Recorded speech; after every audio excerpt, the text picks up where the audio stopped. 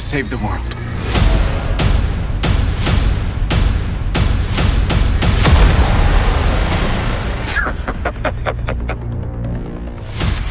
Ladies and gentlemen, welcome back to another episode of the Joncast podcast.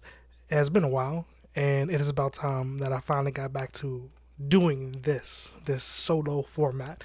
Last week, I guess it was a kick in the butt that I really needed to get my affairs in order, I guess we could say. And so if you guys didn't check it out last week, I did an episode with the Random Noobs. They were on the podcast. We were talking about One Piece. We were talking about I would say 3 different views of One Piece, coming from myself of where I currently am in One Piece, where I finally got up to the Wano arc and I've started getting into it. Another perspective coming from Giovanni of the Random Noobs of just exclusively reading the manga and, just his thoughts and opinions on that. And then we had Anthony, who was kind of, the one who led the charge, and he started watching One Piece started watching One Piece first, got into it, and he started with the anime, caught up with the anime, and then started reading the manga. So if you guys are interested in One Piece and you just want to hear us banter back and forth about other things like the Last of Us, Transformers franchise, stuff like that, go check out the previous episode. You can find both of those. Well, you can find it on YouTube as one big episode. It's a 2-hour episode, and on most platform streaming or listening platforms, you can find that in a 2-part episode. It's cold in here. I know people may be questioning why I got a hoodie on and a hat in the house, but it's cold in the house right now, so this is what's going on. This is my presentation for this. But let's get into the episode for today. So recently, the Sony State of Play just happened for PlayStation games out there, and today I'm not really going to be talking about the whole showcase. I'm going to be focused on one part that I was really hype about, but also expanding on the broader aspect of it, and that is the Suicide Squad game. I'm afraid to say that out loud. I feel like something's going to happen to me, but Suicide Squad, Kill the Justice League. There were 2 trailers that dropped. There was a overview, which was a developer-focused trailer, and there was also a gameplay trailer that dropped out. I'm going to be talking a little bit about both of them. Also be talking about games as a service and how I think it's just time for games as a service to finally go. I think a lot of us are at the point that we're over it. So without further ado, let's talk Suicide Squad. You know what? While we're here, before we really get into it, how about a like, subscribe to the channel? We're just getting started here. Goes a long way. If you're listening to this right now, hey, leave a comment, like Apple Podcasts, a review over there, Spotify. I believe you can leave likes now. So, hey, if you're willing to give me a 5-star, that goes a very long way. So, Suicide Squad, Kill the Justice League. Before I want to say in this game right now where I stand in terms of, I guess, my hype. After what happened over the course of the weekend, I kind of feel like my hype has significantly died down for this game. Seeing the gameplay itself, it was lackluster. It was uninspired for me. I feel like this game, coming from Rocksteady, I feel usually disappointed. But before, I keep heaping bad praise on it, I just want to say things can change. I might play the game and, feel completely different about it. Who knows? But at this point in time, I'm very disappointed about what I saw. With all the trailers leading up to this point, I feel like I can for sure say the story, I am going to enjoy the story. The story seems like it's going to be really good. You have the Suicide Squad stepping up to basically stop the Justice League, who have been taken over, I guess, brain controlled by Brainiac. And we have seen a whole bunch of trailers up until this point. The last really big one before this was the reveal that Batman was in this, in the Kevin Conroy last voice performance as Batman. So I'm definitely excited to see that. We've had reveals of The Flash. Originally, this started with Superman. We've seen Green Lantern. I believe we've seen Martian Manhunter in the trailer. I may have that wrong. Correct me if I'm wrong. But Yeah. So um, with the current trailer, we also got a reveal of Wonder Woman as not one of the people who are in control or being controlled by Brainiac.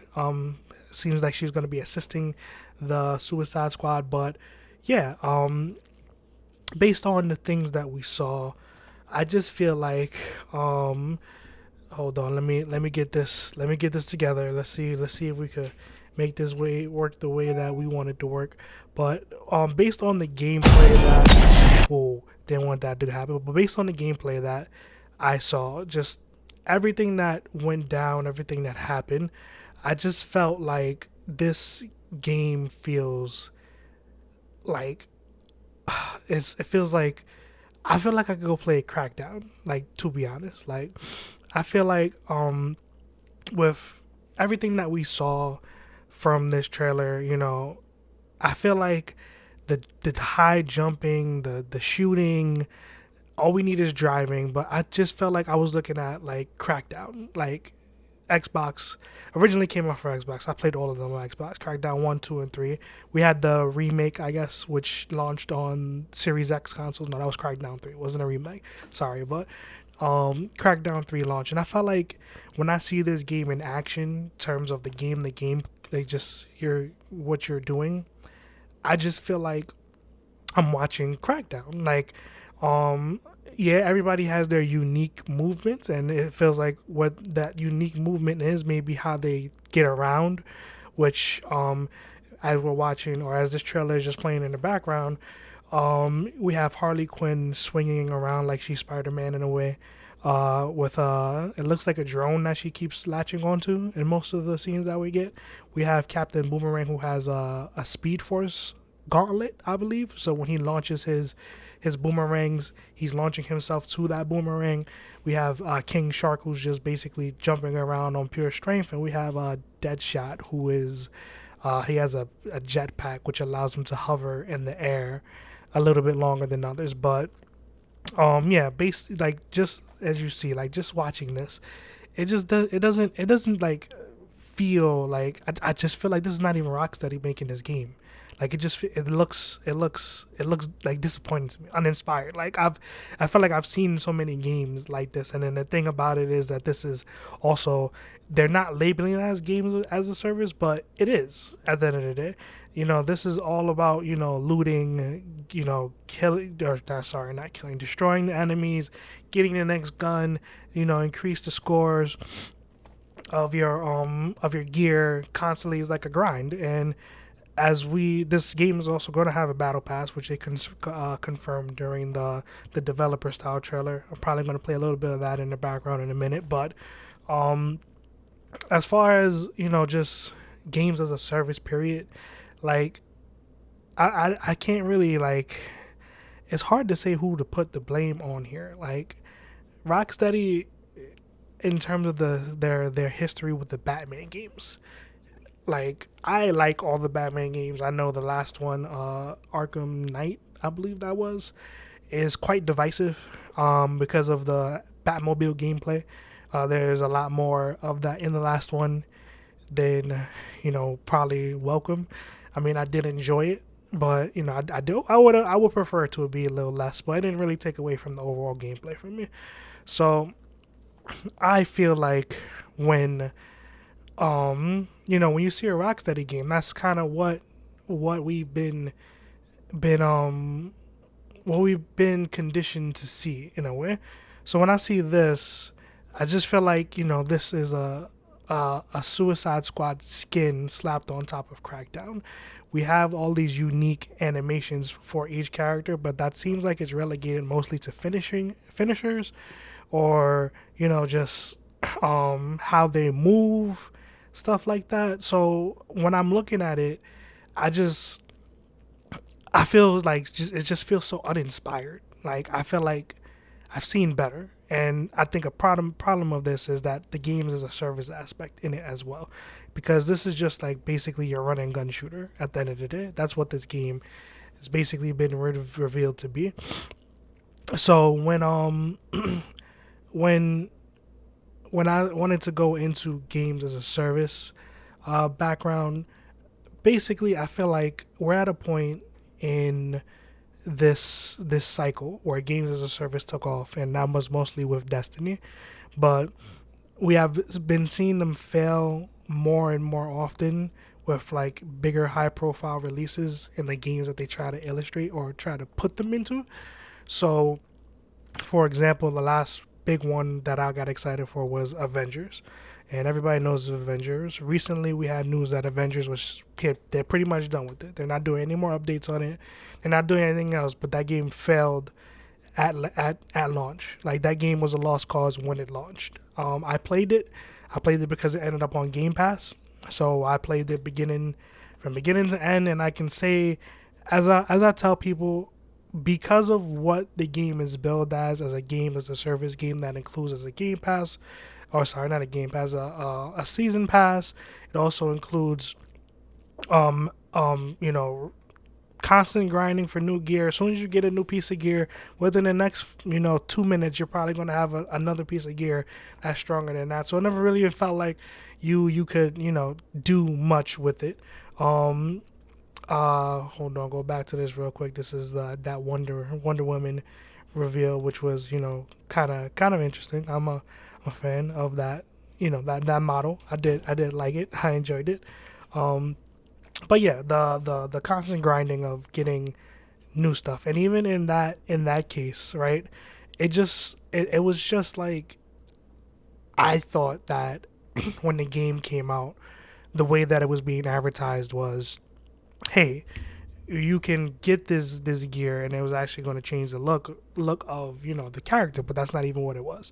You had your skins that you can unlock through gameplay, and then you also had your skins that you could get through the season pass. I keep wanting to say gamer pass because I'm thinking about Game Pass, but when I play that stuff, right? When I see this stuff, and it took away from like the whole overall experience. I felt like if that game was just a beat 'em up game, right?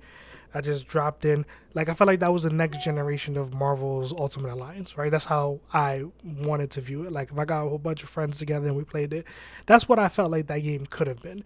Or even like later on, a game that I personally kind of shat on when it came out. I was like, I just don't want nothing to do with it. That was Guardians of the Galaxy, and it swayed my opinion because when I played Guardians of the Galaxy, it was a single player experience that focused on dialogue in the game and also the gameplay itself. It wasn't about looting, because I assumed when it was first talked about, it was going to be just like Avengers. But after playing it, it definitely swayed my opinion of it. And I really believe that, if you haven't played Guardians of the Galaxy, that's a game that you should pick up and play. It's definitely a fun game, nice easy playthrough. Definitely has some replayability in it. Definitely highly recommend it. But when you get those games, and then you come down to Guardians of the Galaxy, it just feels like, why can't we just get stuff like this, right? Or even like, it doesn't necessarily have to be single player, but if it is going to be multiplayer, why can't we have this balance of, first of all, a finished product of a game? Because this game comes out and it has bugs and all that stuff, then that's even going to be a bigger issue. But a finished product of a game, instead of all these companies continuing to worry about how can we be the next Destiny, how can we be the next, instead of just putting a game out, being done with it, or adding DLC on top of it to add to the experience, why is it that we have to have games as a service, right? Have to have a season pass, that requires us to grind for however long to unlock more gear, to make the process of the game faster. I think the last time we had that was Assassin's Creed, where they had speed boosters, I believe they were called, where that long period of time you would take to grind through the game. They actually put speed boosters that you can pay for, which sped up the grinding process, which I still didn't like. To this day, I have not finished Assassin's Creed Valhalla because I just couldn't do it. And Ubisoft has become corporate of just making games that you can do something. It's like literally do something in the game. You pick up a Ubisoft game nowadays, and it's just there's so much stuff to do and you get overwhelmed by it so easily that, unless you're really one of those, diehard fans who wants to get to the end, it takes a very long time to get to the end because you're going to get sidetracked really easily because there's something right here to do. You walk down here, there's something right there to do. And that's my opinion of it. So with Suicide Squad, I was hoping that what we would get with, continuing down the same process, because this also takes place in the Arkham universe, which leads me to questions where that universe left off. But, something like that. Even if it's a multiplayer game, I was looking something more in the Guardians of the Galaxy vein of things. But seeing as the way that this is now and the way that this is shaping up to be, it just felt like, oh man, not another games as a service game.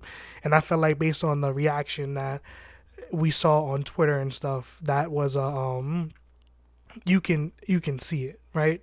That everybody, this game was so hyped before. Like there was so much talk of it and how everybody was excited for it. Once the gameplay trailer and stuff came out, it just felt like, man, not again.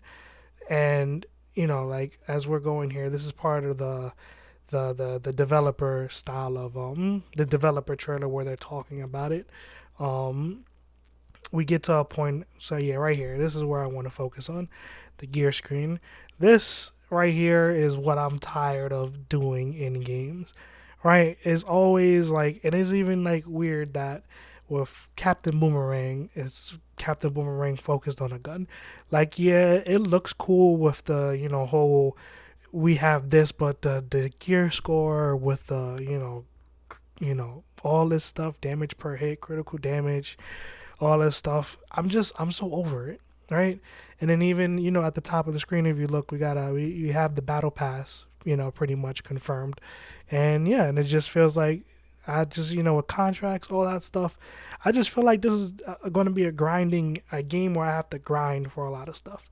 I feel like, yeah, the story may be really interesting, but just like I said, the gameplay itself is what has me like down on it now. Like I was one of those people who was like, yeah, definitely getting this game when it comes out. After the first trailer, I was on board.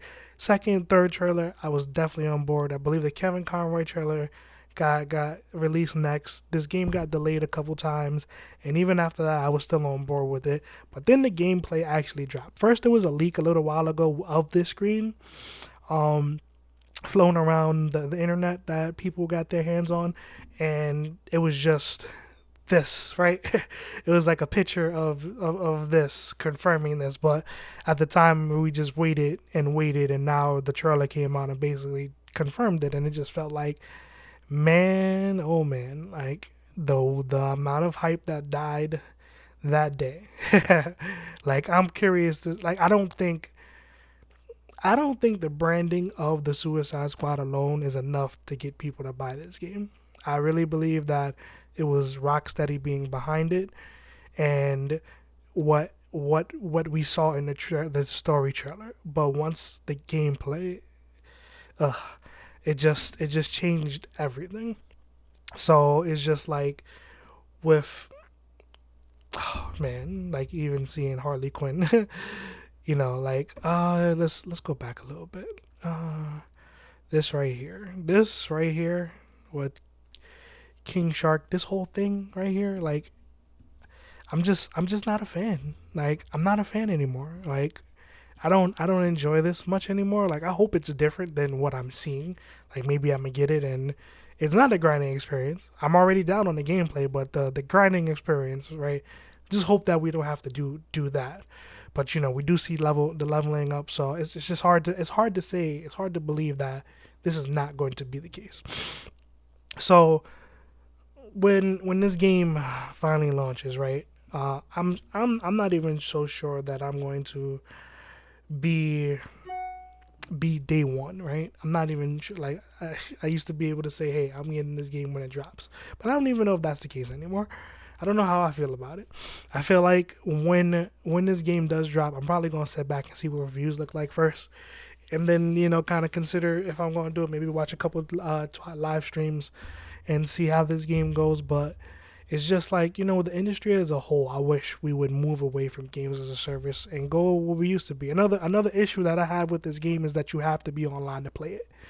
Like that is just, if this is supposed to be a story based game, why? Why? Like we're this always connected to online for no reason, just to play a game. It's stupid, right? Just to play it. Like if I want to just enjoy my game offline, why can't I do that now? Like anymore. You know, there's like some games like I don't think they do it as much anymore, but like NBA 2K, you like there's points in that game where they hit you with a big sign at the bottom of the screen and let you know you need to update the game. Like why is that necessary? Right? Why can't they just little notification in the corner let me know, hey, the game needs to be updated. Boom, go away. It needs to be plastered right there like it's a big advertisement. It's stupid. Like most single player games nowadays, there are some single player games that you have to have an online connection to play it, even though it's a single player game.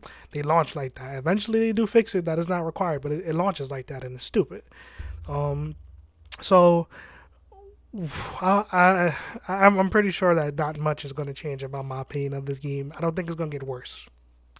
Right? I think that's the good news. I don't think my opinion is going to get worse on it. How I feel about it, I don't think it could get any worse than it already is. So when we get to, I believe May 26th is the release date on this game. When this game finally drops and we see what's what.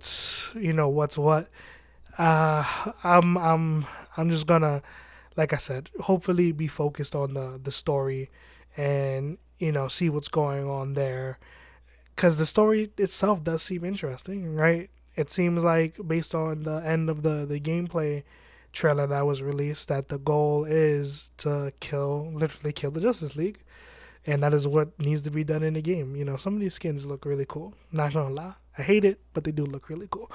Um, so yeah, when the time comes, in May 26th, we got around about to be 2 more months till this game drops. I man, like I'm like when we get to this part of this gameplay, it's like it just it takes so much wind out my sails. But when we get to the point of when the game drops, hey, we'll see how it goes. I'm interested to know what you guys think, how you feel about Suicide Squad Kill the Justice League. Did this game make you more hype? Did this game make you lose some faith in what we were seeing? What's your thought process looking like? Other than that, that's probably going to wrap up this episode of the Joncast podcast. Like I said, this episode is on YouTube. This episode is also audio. So, yeah, you can find both on almost all platforms. You can find me on Instagram and Twitter at jtrell180. Sometimes, from time to time, I am streaming on YouTube and I am streaming on Twitch at the same time. It's not really often, but there are times you may catch me playing Apex. You could come and join the comments. We could chat there. I'm sometimes online just chatting. So YouTube is the Joncast podcast. That is the YouTube channel. And with the Twitch, it is jtrail180. So other than that, I hope you guys are having a great day, great night. Hope you enjoyed this. See you guys on the next episode. Peace.